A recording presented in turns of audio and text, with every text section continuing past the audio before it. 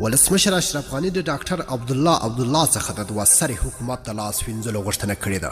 دا په داسې حال کې ده چې ډاکټر اشرف غني او ډاکټر عبدالله ترمنځ اوس هم د واک او حکومت پر سر شخړې روانې دي. سلامونه قدرمن کتونکو، پوره حال په ویډیو کې، خو ویډیو راسره تر پای وګورئ. ولسمشر عبدالله ته له 2 سرې حکومت نور لاس ووینځه. ولسمشر محمد اشرف غني تېره شپه د ولسي جرګې له زیات شمېر غړو سره کتنه کې خبرداری ورکړې دی چې 2 سرې حکومت ورته نور د منلو نه دی او پخواني اجرا رئیس عبدالله باید نور پرې ټینګار ونه کړي. ښاغلي غني زیاته کړې چې پخواني اجرا رئیس ته به د سولې پروسه کې ونډه ورکړي، خو حکومت به ورسره ونه ویشي. د هغه په خبره عبدالله ته به همداراز د لومړي معاونیت په څیر بودیجه هم ورکړي او امنیت به هم تامین کړي، خو رسمي موقف به نور ورنه کړي. اشرف غني ویلي دي هیواد کې روان بحران او د سولې پروسې مدیریت 2 سرې حکومت کار نه دی، بلکې یوه اداره مدیریت کولی شي.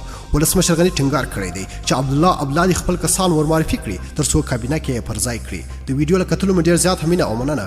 که مو دغه ویډیو خوښ شوی حتما یې د سره لایک او شیر کړئ. د لا ښایسته او په زړه پورې مطالبو لپاره زموږ چینل حتما سبسکرایب کړئ. تر بیا او بلې ویډیو د لا په امان.